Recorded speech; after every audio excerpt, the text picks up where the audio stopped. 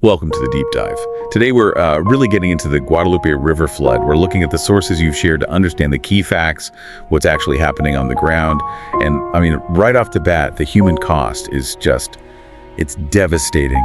The sources are stark, at least 67 deaths reported. Yeah.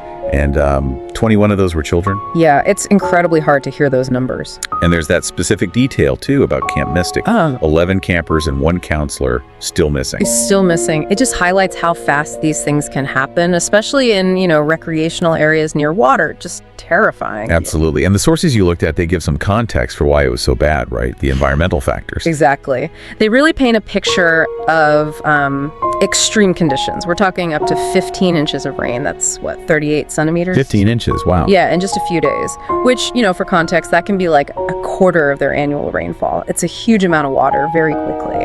So it essentially turned a normally calm river into a surge, a destructive force. The Guadalupe River reportedly hit almost 29 feet, 9 meters. Just a massive rise. almost unimaginable, that speed and volume. Mm-hmm. Especially with the local landscape maybe funneling that water, it creates these really dangerous, fast-developing flood conditions. Okay, so that explains the sheer force of it. But amidst all that chaos, the sources also point to, a really significant response effort. They do. Over 850 people rescued. That number is staggering. It really is a monumental effort. So what do the sources tell us about how that actually happened, the broader response? Well, it involved a lot.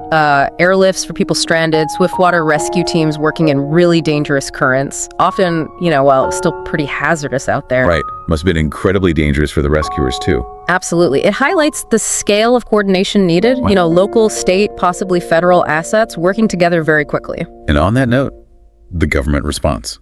Governor Abbott visited the site. Yes, the sources mention Governor Abbott touring the area, and importantly, a federal disaster declaration has been made. Okay, federal disaster declaration. What does that actually mean, immediately for people there?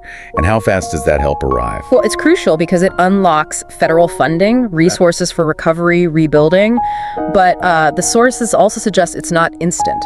Right. It's a process. It's a process, exactly. Mobilizing those resources takes time. And this is key. The disaster isn't really over. Not over? What do you mean?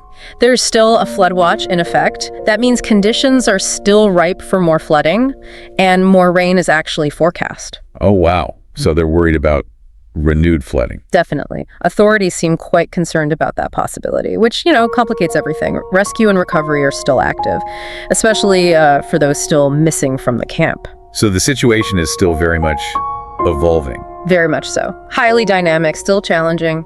Okay, so this deep dive really shows us a tragedy that's unfolded incredibly quickly, marked by terrible loss, but also, real heroism in the response. But it's clearly not over yet. It's active. Exactly. And that's maybe the key takeaway from the sources right now. It's not just about the immediate aftermath. It's about what comes next. They're dealing with an ongoing crisis, anticipating secondary problems, maybe landslides, infrastructure issues, plus the strain on the responders. Right, managing something that doesn't have a clear endpoint yet. Precisely. It makes you think, doesn't it? About what it takes to respond when the disaster itself is still a moving target. How do you stay prepared, stay aware, when the crisis could potentially worsen again? What other challenges might still be hidden, just around the corner?